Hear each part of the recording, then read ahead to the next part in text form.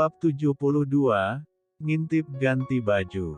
Udara dingin di tempat ajaib ini membuat aku merinding. Padahal sudah memakai jaket varsity milik Derek yang tebal. Dari bahannya saja aku tahu, ini pasti barang impor. Seumur hidup aku gak pernah megang bahan tebal, hangat tapi gak berat di badan. Apalagi harum, hehe, kalau harum sih dari si empunya paling. Kami duduk bersampingan di pintu tenda, menghadap danau indah alami ini, Ranu Kumbolo namanya. Mas Aris tadi sempat bercerita tentang sejarah tempat ini dan mitosnya. Ku hargai semua kearifan lokal. Semua mitos dan sejarah itu memang apik untuk didengar, mengasyikkan. Banyak orang menyalakan api unggun kecil di depan tenda mereka untuk menghangatkan tubuh. Aku menengok ke Mas Derek. Dia juga fokus di titik yang sama. Danau indah itu. Mas Aris sudah masuk ke tenda untuk tidur. Ya tentu, dia yang bawa semua beban kami ke sini. Pasti capek sekali dia. Mas, kita gak bikin api unggun, biar anget? Tanyaku sedikit memelas. Aku yang sudah berjaket gini masih kedinginan. Sementara Mas Derek hanya memakai jaket tipis sejenis sweater di tubuhnya. Ia hanya melapisi kaos putihnya dengan sweater itu, dan memakai celana training yang sama denganku. Dingin. Ia menoleh ke arahku. Karena penerangan yang tak banyak, aku hanya melihat wajahnya dari samping. Hanya satu buah lampu tenda kami pasang, irit untuk di tempat berikutnya. Aku mengangguk dan kembali menatap danau yang terkena cahaya bulan. Indah sekali di mata. Aku mendengar suara orang bergerak. Lalu aku merasa ada dua tangan muncul dari belakang. Memeluk dan mendarat di depan perutku. Ya siapa lagi kalau bukan Pak Su yang tiba-tiba jadi so sweet gini. Duh, suasana pas romantis. Dan dia yang tiba-tiba seperti tercuci otak ketusnya itu. Buat aku jadi deg-degser. Ia memposisikan dirinya di belakangku. Dengan kedua kaki terbuka lebar, menarikku mundur, sampai punggungku menempel di dadanya. Ya, mungkin ini fungsinya punya suami badannya gede banget, biar buat penghangat. Asal jangan sampai dibalik, aku yang tertimpa badannya. Bisa mampus aku. Duh, kok jadi mikirin timpa-timpaan. Udah gak dingin kan? Tanyanya. Dari samping leherku. Gimana mau dingin? Badannya nempel begini. Malah nafasnya hangat di leherku. Sepertinya dia nemplok di bahuku. Walau tidak terasa berat. Jadi besok kita berangkat jam berapa? Terus kemana? Ke Kalimati? Normalnya berangkat pagi. Tapi karena kita mau camp lagi ke sana ya terserah kamu siapnya jam berapa. Normalnya orang ke sini 3 hari. Di hari ketiga turun. Tapi kalau kita, karena santai bolehlah 4 hari. Kita camp lagi di Kalimati nanti. Besoknya muncak, terus turun ke Ranu Kumbolo lagi. Bermalam lagi di sini. Gimana? Deal. Jawabku cepat.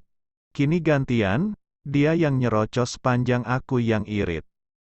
Tangannya masih di perutku. Dan aku iseng. Melihat ke bawah. Melihat ke kedua tangannya, aje gile, gede banget guys. Aku bandingkan dengan tanganku. Mungkin tanganku separuhnya dia. Kenapa? Ia merasa aku memainkan tangannya. Hehe, kamu gede banget sih, liatin. Tangan aku separuhnya kamu, hihi. Ngangka gak? Jadi istrinya Pak dosen pembimbing? Tanyanya memecah sunyi. Mungkin sekarang sudah jam 9 malam, sudah banyak yang memutuskan tidur, hanya kami yang masih betah melihat indahnya alam. Gak lah, malah masih gak percaya sampai sekarang. I'm real, nih, ia meremas perutku dengan kedua tangannya. Iya, tahu, segede gitu masa gak real? Jawabku cepat, ia terkekeh, dan cara tertawanya itu murni. Tidak nyinyir, tidak ngenyek, tidak menyebalkan. Seperti dia adalah manusia biasa, normal, tidak jelmaan nenek sihir versi lelaki. seperti dia di kampus dulu. Kenapa dia gak dari dulu sih begini kan aku gak perlu stres ngerjain skripsi. Coba deh, aku mau tanya. Aku berbalik, memandang wajahnya. Tapi karena punggungku tak lagi menempel dengan dadanya, dan malah menghadap luar, aku jadi langsung merinding kedinginan. Masuk aja udah malam, nanti masuk angin kamu.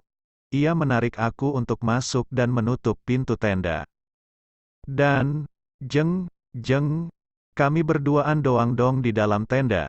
Ini gimana caranya aku bisa nanya dan interogasi dia coba. Padahal aku mau tanya banyak hal. Tapi kalau berduaan di ruang tertutup dan di alam bebas gini, kok kayak gemeter-gemeter gimana gitu akunya. Mau tanya apa? Ganti baju dulu. Kalau mau tidur, pakai baju yang bersih. Nih, pakai ini aja.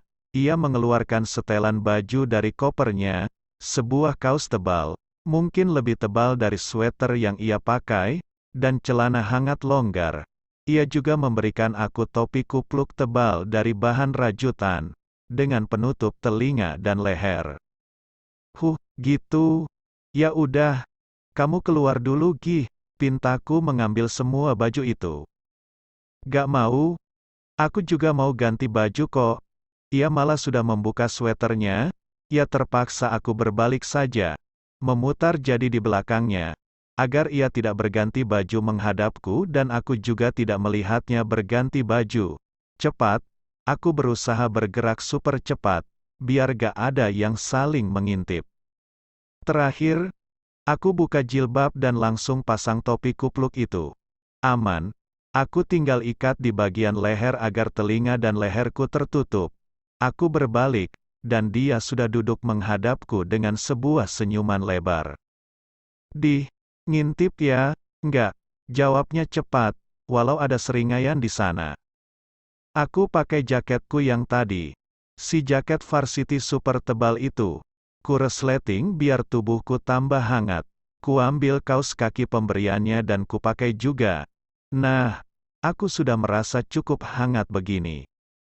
Jadi, aku mau tanya, go on.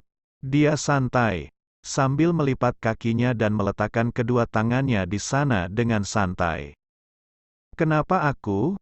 Maksudnya kenapa nikahin aku? I like you.